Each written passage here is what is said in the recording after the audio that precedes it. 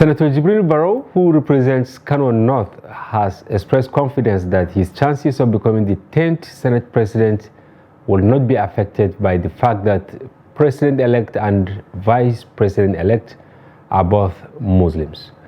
Speaking to journalists in Abuja, the chairman of the Senate Committee on Appropriation at the 9th Senate stated that he was more qualified than most of his colleagues vying for the position.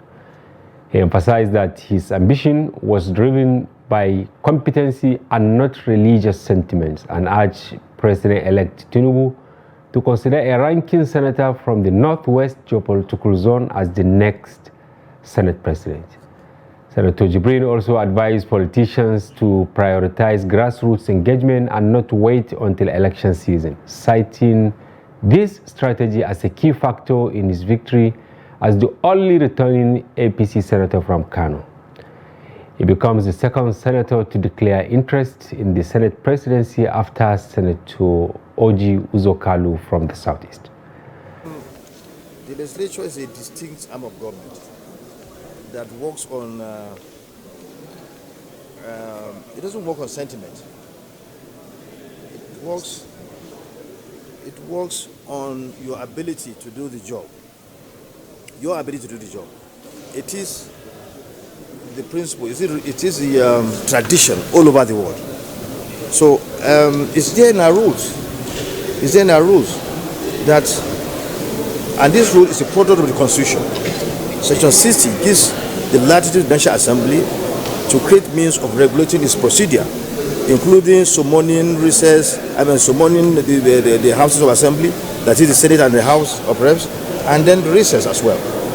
And that gives us the reason why we have our standing rules. And it's clear in the standing rules that aspiration or election for the office of the Senate presidency shall be in accordance with ranking.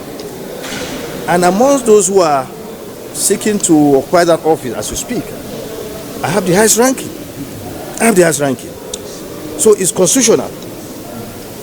Among those who are aspiring, who have shown their intentions, who are aspiring, I am the one that is most experienced.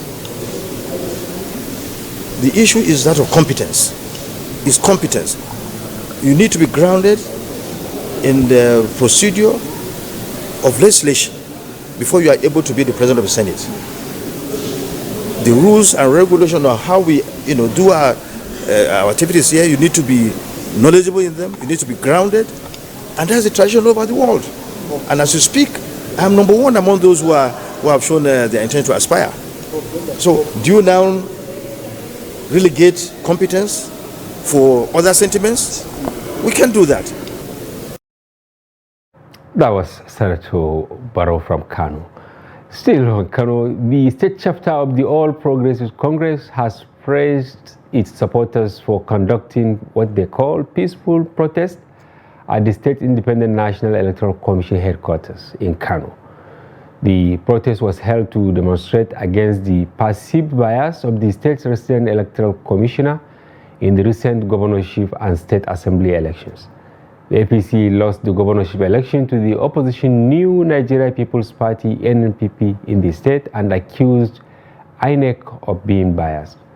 The APC called for the governorship election to be declared inconclusive as per the Electoral Act 2022. The APC has vowed to pursue the alleged injustice to its logical conclusion. And in faraway Zamfara, the recently concluded governorship election saw Governor Bello Mohammed Matawalle accepting defeat to the People's Democratic Party's candidate, Alhaji Dauda Lawandare. In an audio message to the state, the governor expressed that he and his supporters have to accept the will of Almighty Allah, as all things happen only by His will. When Matawalle assumed office, he met with major stakeholders, according to him, to devise ways to bring lasting peace through peace dialogues, as the biggest challenge facing the state was insecurity. The governor worked hard, according to him, to unite different political factions and achieve political reconciliation, which paved the way for peaceful campaign rallies and healthy political activities in the state. Matawale appealed for calm and sympathized with those who lost their property during the celebration, reminding everyone that they have no other place than Zamfara State. He also called on the incoming administration to work hard to restore peace to the state and express gratitude for the commitment and resilience of the people of Zamfara State.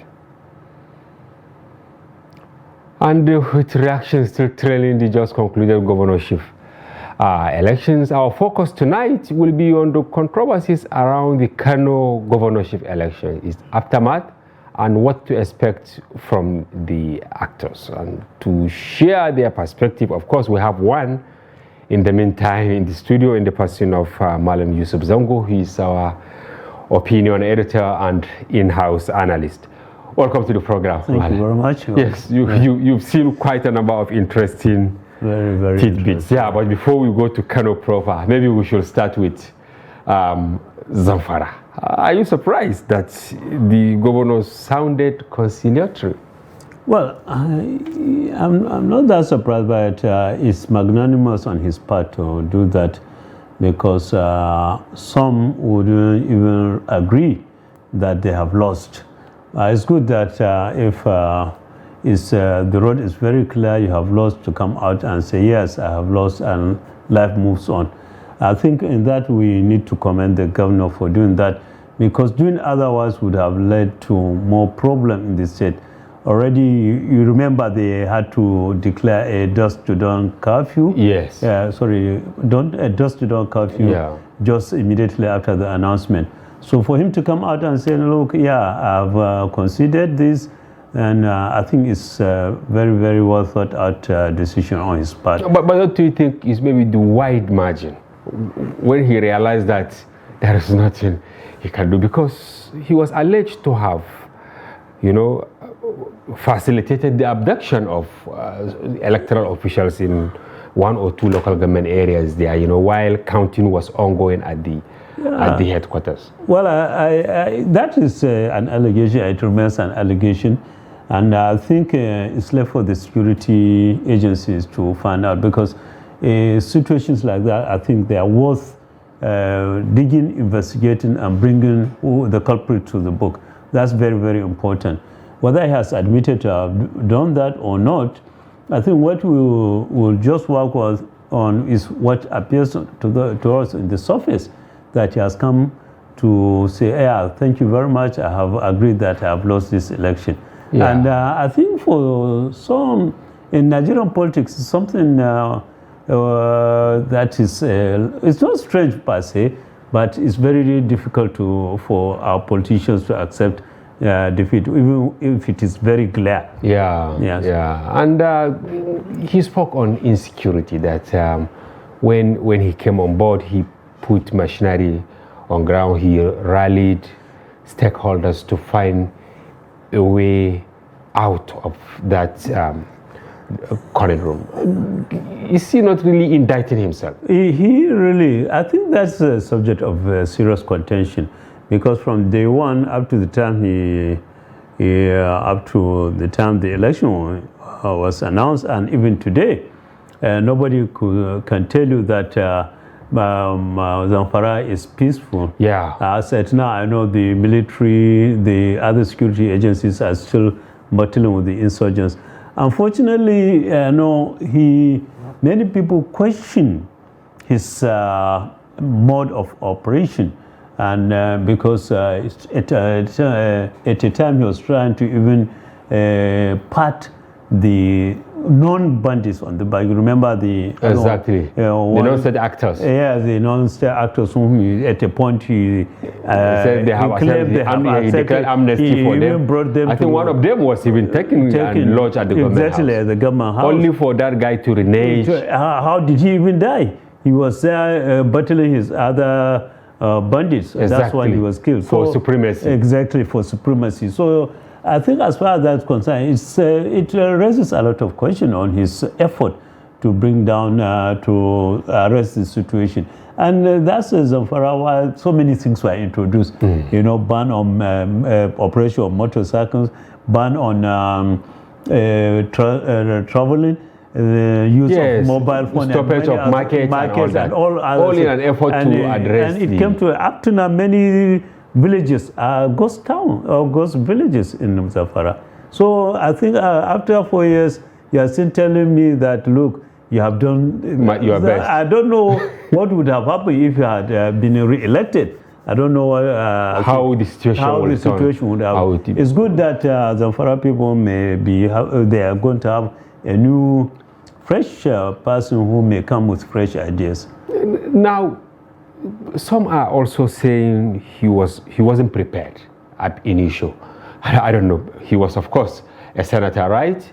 But you looking at the circumstances, because in 2015, you know, the crisis within the APC, you know, because they won top to bottom. They won the Senate, they won the governorship, and they won the state assembly, top to bottom. But court now sacked them. Sacked him, all of them, and brought him. I think, you see, it may not be out of place to say that, he was, I have that feeling that he was not even prepared for that. It just fell on his lap and he took advantage. When you look at it, by 2019, APC was very strong in Zamfara, and the PDP was almost nowhere to be found. Exactly, and suddenly they found fortune. Exactly, as you look at it, APC swept everything from State House of Assembly to Senate and governorship. Exactly. We will come back to this and the other tidbit, because we are now joined by our Bureau Chief in Kano, Clement Oloyede. Welcome to the program, Clement. Thank you. Good evening. Yes, Nigerians are no longer surprised that there is serious upset in Kano. What they are surprised of is the demonstration, peaceful or whatever, staged by the state chapter of APC led by Abdullahi Abbas. You, as someone on ground, were you surprised when he actually led the protest to INEC office? First, once again, thank you very much for having me on this program. And I would say for those of us on ground,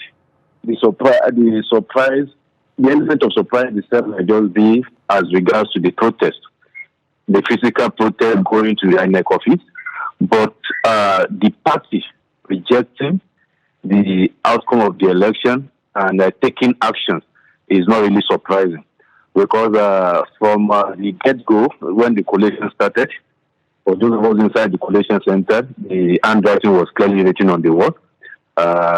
It was obvious that the party, not just the APC, but even the winning party now, that is the NPP, were more concerned about the cancellation of the council votes and even the margin of victory that they are going to have. So because of that, it was not surprising when after the declaration, the APC took exception to the means or to the mode of declaration. And it was just, I believe it was just a follow-up of what they started a day before, which was to call a World Press Conference to outrightly explain that they are against this declaration. But the day after, that was yesterday when they decided to take to the street, which like I said earlier, was the surprising aspect to their challenging result. So taking to the street was the surprising one, but like I said, they have already set the stage. But another thing that was surprising yesterday was the fact that when they got to INEC office, their demand was not even about the declaration of the result as inconclusive as they had done a day earlier during the press conference. But now it became personal by them demanding for the immediate removal of the resident electoral commission, because now it looks to those of us in Kano that the ruling party now wants to fight the battle at two fronts. One is either to attack the integrity and the personality of the rec and use that as a means to get the election to be disqualified, or to argue their case as they have started, which is on the part of the law, the electoral act they cited. So these are the two sides they were taking. So, but like I said, the taking to the street itself was surprising, but their action, rejecting, which is overall action of rejecting the election result, was not surprising. Okay, before we go to the figures, another surprising thing which I want you to shed more light on, because while we were watching you here at the headquarters, you passed the night at the INEC headquarters in Kano. You know, around Subihi, that is during the dawn prayers, right? The resident electoral commission or returning officer said he will take some hours. And it was like the APC were not averse to that. Rather, the NNPP were not favorably disposed to that. But when he came back, the whole story changed. What really happened? that was one of the surprising and ironic thing about the collation exercise. I recall very well that when after around 2 a.m., that was when the entire collation exercise were concluded. I mean, when the last result, the local government was voting. That was the last result we've been expecting it this afternoon, but it came later in the night. There were reports of violence and that they had to use security to go and bring the officers into the INEC headquarters. Yeah. But that being said, 2 a.m., the last result had come in. Then the president and returning officer announced that he will, because of the atmosphere, the place was noisy and there has been a lot of incidents form that has been submitted. All 44 local governments submitted incidents form.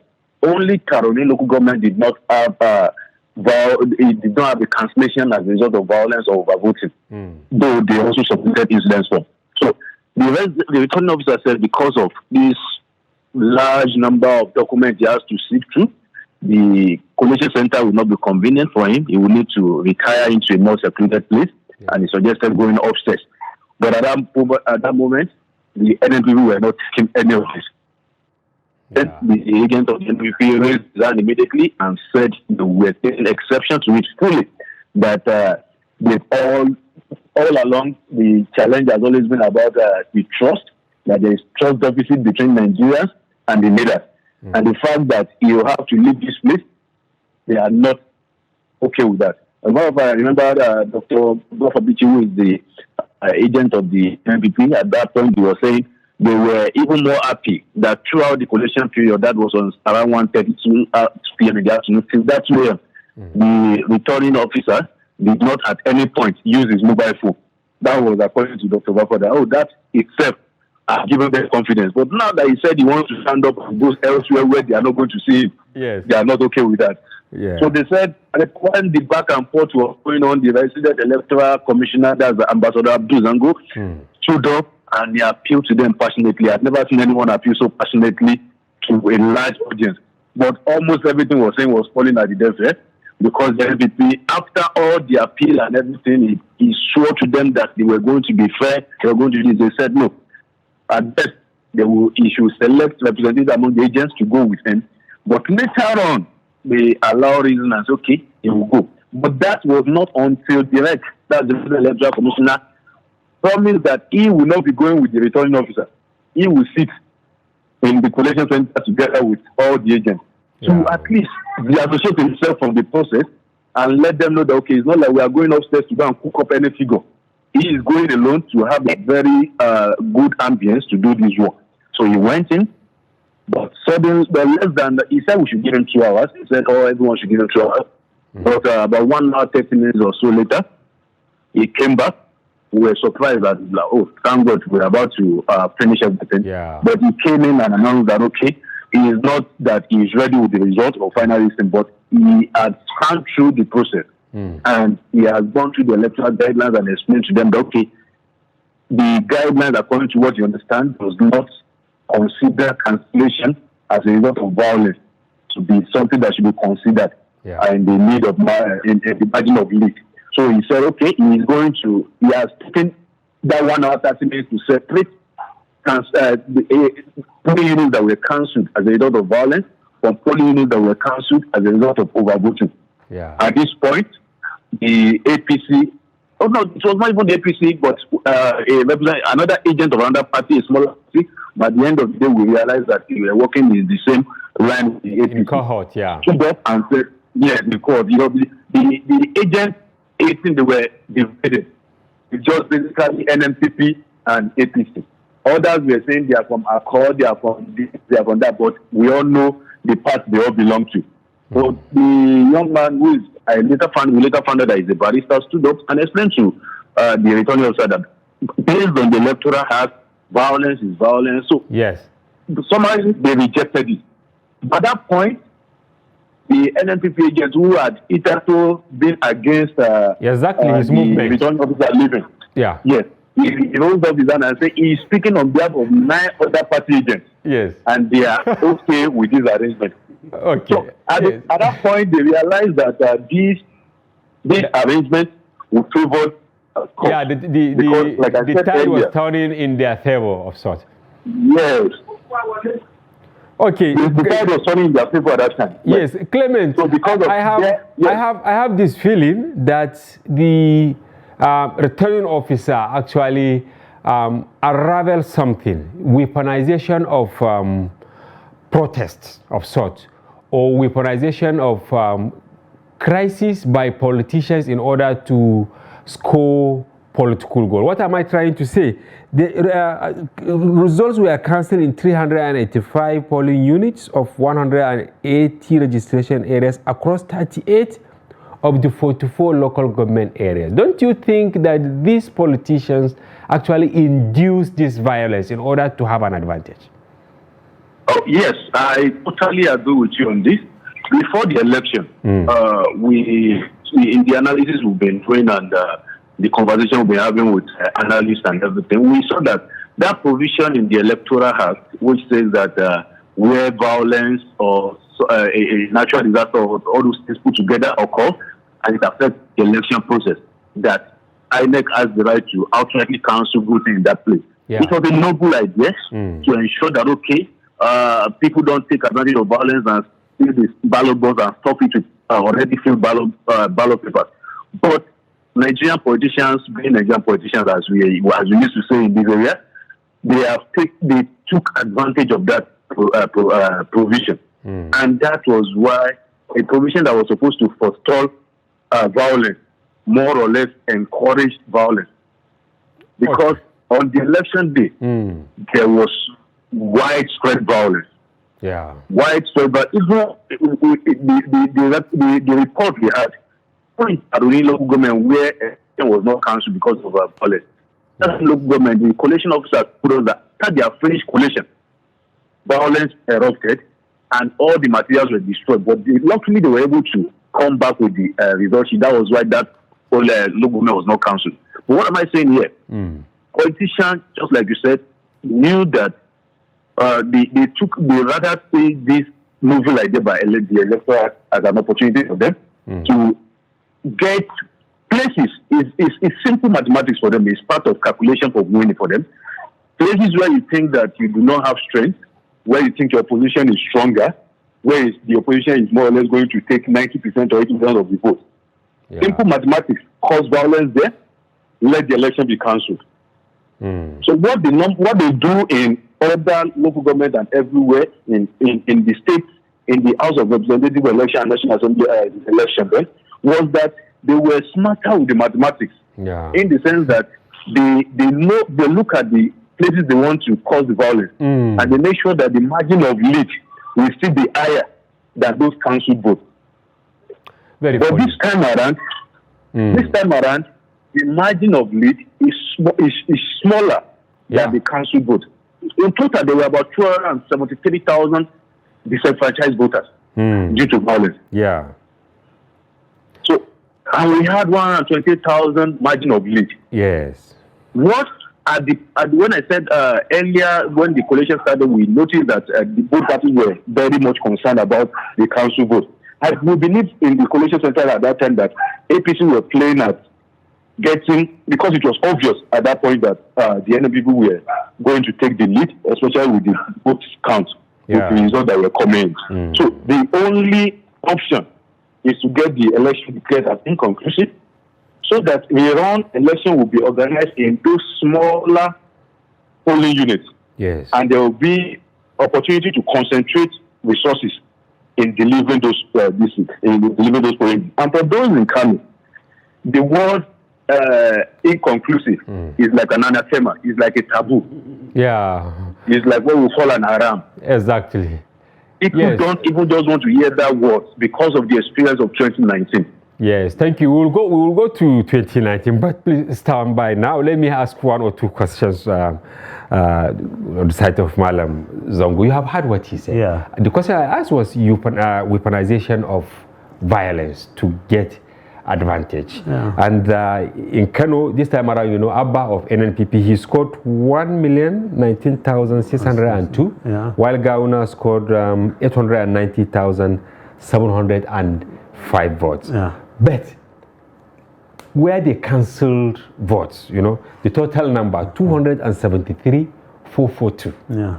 While the difference between setting that aside is 128,897. Now, as you know, assuming these figures where they had violence were added, it will have been a different story. Actually. Don't you think that the returning officer was smart enough to have gone back to the study room and he studied the Electoral Act to say that it is clear if there is violence, you cancel? I think to me it's more of the fault of APC.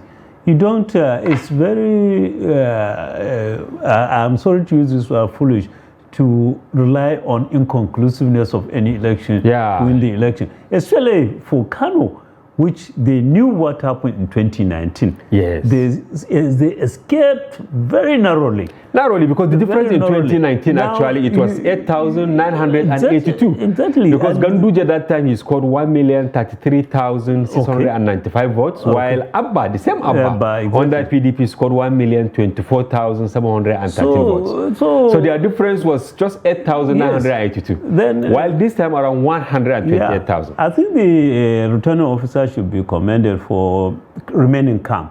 Because as he explained from his report, you know, both sides wanted to take advantage. Yes. You know, initially it was the NNPP guy who was saying, no, you can't go anywhere, continue counting. Yes. Suddenly when he came and returned, it was the same NNPP guy who was supporting the returning officer. For him, I think he has done a good job in remaining calm and following the due process, the letter of the law. And it's a simple issue. Is if you do not agree, there are other avenues for you to. You don't need to abuse him, or you don't need to do any protest. Go to the court. After all, they held a press conference the other day and said, look, we do not agree with this, and they cited examples where similar thing happened. Yeah, and they declared it was press. But I think the approach is different. The approach is you can imagine having crisis, you know, crisis induced by the politicians exactly. You know, so many polling units deliberately to cause this in Kano, it was so widespread, and it was to everybody's knowledge that they made life very uncomfortable for the citizens. Okay, Clement, let me come back to you before we let you go. Where is PDP in all this? This question has been the question in the lips of everyone in Kano. In the collation center, let me paint a picture of what we saw in the collation center. Yes. Whenever from the first local government when the result was announced. And they called other parties, and it got to PDP's turn. And the figure we just got about PDP just more or less summed up the fate of PDP. Let me get to that. The first movement called was Rano. And while APC scored 17,090 votes, NMP scored 18,040 votes. Yes. PDP scored 1,225 votes in the whole local government. Less than 1,000. 225, 225. Oh my God. In the whole local government. So when they started with that, we got to the next local government, Rogo, they scored 124 votes. The next local government, they scored 101 votes. These were just the pattern. People were just, anytime they get to PDP stuff, it was just a sign that how how the mighty has fallen. Yeah. Now let me ask you this question. Then how did the mighty, fail? I don't know. How? What happened? Because when you look at the statistics, Clement, in 2019, right? Abba, as I said earlier, under PDP, he scored 1,024,713. In fact, he was only defeated at the run with just 8,982 votes. But now, PDP is nowhere to be seen. What happened? Yes, thank you for that question. And in simple, this election, this result has confirmed what a lot of political analysts have been saying in Kano, that for the past few years, PDP in Kano is just an umbrella for the Konkosia movement. And without the Konkosia movement, there is no PDP. Both men in the party have been arguing otherwise and saying that they can deliver the party. Yes. So, this result has proven to everyone now that even the 2019 result we are alluding to now, it was just a vote for the Konkosia movement, not for the party. Going back to this same election cycle, in the presidential election, PDP scored 120-something-thousand votes. Yeah. 120-something-thousand votes. These votes from the result we just gotten from the government sneak election shows that vote was not a PDP vote, but a vote for Atiku. I believe you will know that Atiku has his own structure in Kano. Yes. Beyond whatever political party it belongs. So you ask the question, how has the mighty fallen? Yes. Everything goes down back to the Northwest Zonal Conference of the party in 2021. Yes. The first aborted one. And what happened? The party zoned the deputy vice chairman to Kano. Yes. It was zoned to Northwest, and within Northwest, it was zoned to Kano. The summary of the whole is that Kwak also being the leader of the party in Kano, which has the largest voting strength, and at the same time leader in places like Jigawa and other places where we have other leaders like Lamido. He outrightly felt, okay, there should not be election, should agree on consensus. And he chose someone to go ahead for this. But as it happened in Kaduna, forces rose up against him, and the rest is history, as they say. This crisis led to Konkoso leaving PDP. And the people, he has been quoted widely by saying that if he leaves PDP, he will make sure PDP dies a natural death in Kano. Those are questions that have been attributed to him. And this is what has already played out. Yeah, that was the time, Clement, that was the time they denied. That was the time they denied his chosen vice chairman, Mohammed Jamu, right? Yes, Mohammed Jamu, exactly. They went ahead and did the election, and there were allegations that Sokoto State Governor Aminu Waziri Tabua was the one orchestrating the other faction. But at that point and up to now, the Sokoto State Governor has denied this allegation, and his denial stands. But what am I saying?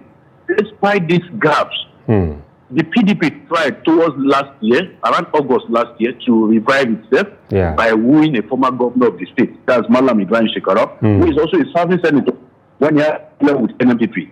They brought him on board, and people thought that this would be like a revival for PDP in Kano.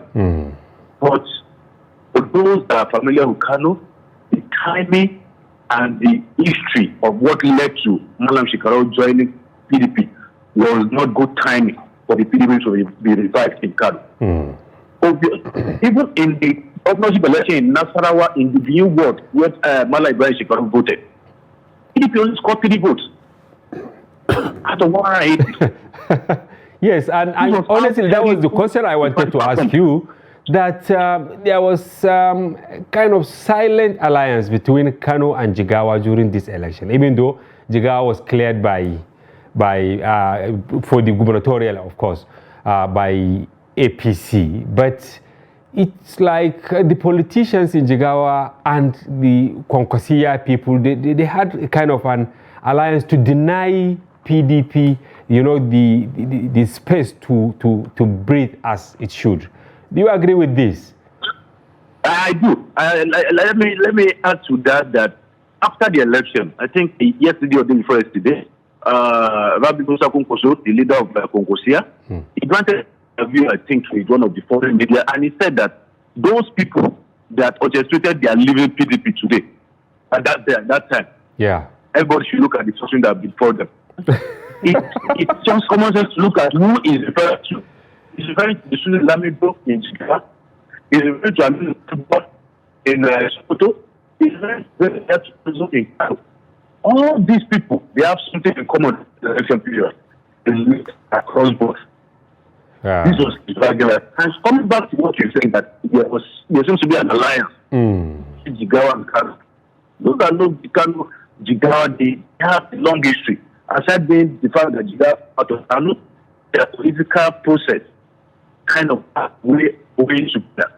So it was whether written or not written, whether agreed or not agreed formally or not, it was just as both states were working on the same post, which is to ensure that PDP dies and rise again. All right. Of course, in Jigawa, yes, the outcomes show that the party can still rise up there, but it takes a lot of effort, a lot of politicking, a lot of giving new people to get the party to where it used to be again. All right, thank you. We will take a short break, and when we return, we still come to you, Clement. Thank you for being with us. Viewers, we'll go on a short break. Don't go away. Are you a creative, a videographer, producer, or content creator? Trust TV is calling for entries for a short documentary and skit competition.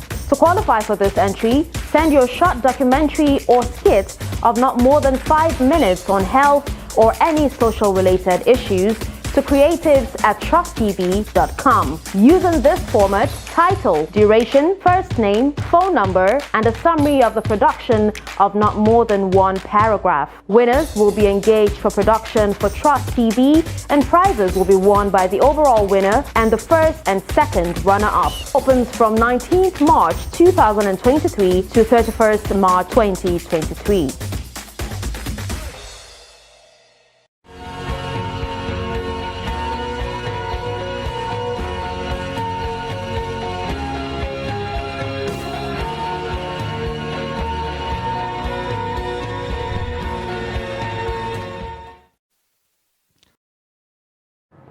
Welcome back. If you are just joining us, this is Daily Politics on Trust TV. Do well to follow the conversation across our social platforms on Facebook, Twitter, and follow us live on YouTube.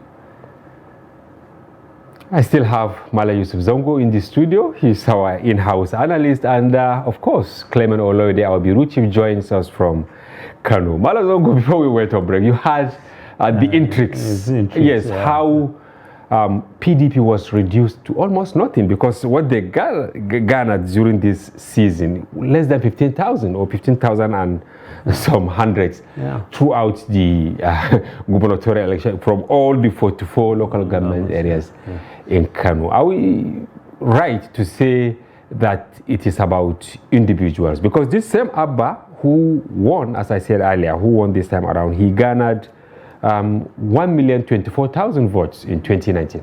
But Clement said it, actually, the vote in 2019 was not for PDP, but for the Concordia movement. And now the Concordia so they migrated with their votes. And got their own independence.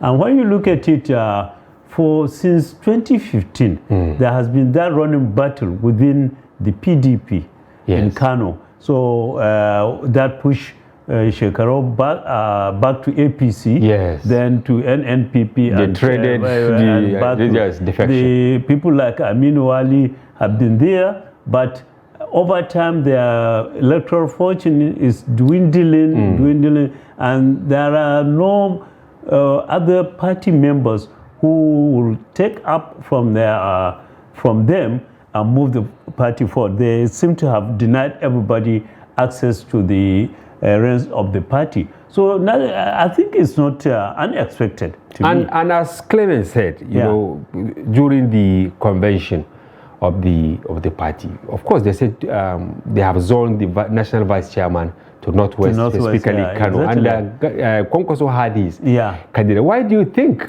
party at the national level? Because it's like they are creating these problems for themselves. No, I think both APC and PDP, when you look at it, they are just having some issues at the center. Yeah, Clement said it as much because they started their calculations right from that time, because people like Aminu Tambo wanted to take the party. Exactly, so to get advantage for the presidential ticket. Exactly, for the presidential ticket. So people like Aminu Tambo came in and ganged up against Konkoso. And when the zoning came, it was zoned to the northwest, but specifically they said Kano should produce the vice president. But they ganged up and they went to Kaduna. Maybe to checkmate Konkoso, believing that maybe if they go for the convention, he might likely have an edge because of his pedigree. They never allowed the convention to take place. And in the end, he proved them wrong, because he moved out of the party and look at what he went to the south, brought NNPP. Tambo lost in Sokoto. Shekara lost in Kano. Oh my God! And Aminu Ali also lost. So who is laughing now? Clement said it, that Konkoso was saying that those who denied him, that now they have lost out. Even though Tambo still, maybe, I don't know, because his senatorial we wait for ambition is still there. It's contentious. We wait for the result to be announced. But as it is now, just like what happened to Autumn, it has happened to him. Or the other governors. He is living. He brought his own person, and he was not. Oh my God! And the 8 years he has been there. Yes. And he has the backing of Bapara even. And this. Yeah, this because Bapara brought his son to Sabas. So even at that, they lost. They have lost out. Exactly. And now he is battling to get the Senate from one Senate. Yes. And given that, because there were rumors that he wants to be the next Senate president, and looking at it now, that ambition may not come to fruition. Yes. Now back to Kano again. Yeah. APC, the position they took of protesting. Is it wrong to say this is the lowest point they I think for me, APC, I agree with you, is the lowest, because simple, you have been there for 8 years, and you've seen what happened to you. As I said earlier, it's a very wrong strategy to just believe that your election will go into eternity. Yes.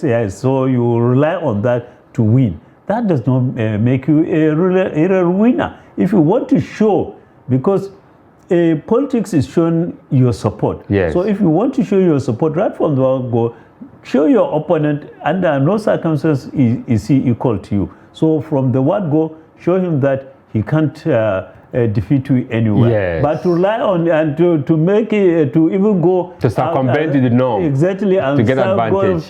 Protest for who? For what? It will not work. Honestly, I think it was a very, very wrong approach. Wrong approach. If I were them, as they said the other day, look, we do not agree with this election, there are procedures. Go to tribunal or accept defeat like the Zamparaman. You remember that what happened in 2019? NNPP didn't protest. Yeah, they went to when they were PDP then. Exactly. When they were. Yes, Clement, if you are there, now what are the hopes of APC now in Kano? Okay, thank you. Let me go take a little back and ask the devil's advocate for the APC. Yeah, because we will still bring them. We will still bring them to the studio. Yeah, when Malam Zango said that was their strategy. Actually, that was what we observed to be their strategy. And that was what NNPP later accused them of using as a strategy. When I spoke with some of them, their argument is that in those places where election would not go, it was not as a result of their making. They actually even accused them of fomenting in these places, and they believe that those results will have favored them if the election had held. The same allegation NNPP is also putting forward. If election had held in all these places, the margin would have been way higher than what we currently have. Back to your question, which is, I believe there are options now, there are hopes, Yes, the options are very clearly said. Malam Zango has already hinted at one of them, which is the tribunal. But before the tribunal, the Electoral Act provides for a 7-day window for review, where the where the electoral umpire is able to explain that there are issues in the declaration. And this is the first approach that APC is taking, asking INEC to use that provision of the electoral to review the decision of the returning officer within 7 days. You remember our story a day or so before yesterday, a day before yesterday when they had that press conference, was that they were giving INEC 7-day ultimatum to review itself. Yeah. That is the first approach. That is the first strategy. Get INEC to review this. And INEC has done that already in this same Kano, in this same election cycle. You recall that during the the presidential and national assembly election, INEC already announced Alassane Adodogo as the majority leader as the winner of the federal constituency. But when more facts came up and it was obvious that the returning officer had to make that declaration on duress, he did not do the right thing he was supposed to do. The electoral umpire said, no, you are not yet the winner of this election. The rerun is going to take place. So this is what APC is banking on at the moment. If you remember, when they had press conference, Alassane Dogo was also part of those that spoke to the media. And he was emphatic, using himself as an example that, okay, they've done it already to me, so there's no reason why they should not do it again. That is the first approach. Then the second approach is what the law has provided. Like Malam Zango said, if you are not satisfied with the process, the tribunal will start sitting. Make your case to the tribunal. The court will decide. And it's not just the tribunal, you have appeal to the Supreme Court. The Supreme Court has set aside a lot of elections, despite the so-called winner taking months or even years in many cases. So the unopened laws, like you said, like Zango said, take it to the street. The approach, especially looking at how volatile Kano has been in the past days. As a matter of fact, because of enemy put a lot of people did not go out, a lot of schools did not open, a lot of shops did not open until later on when we learned that enemy has suspended the protest. Protesting in the street of Kano these days exposed people to hoodlums. When APC had their protest yesterday, hoodlums attacked a lot of people. I also had an encounter with them.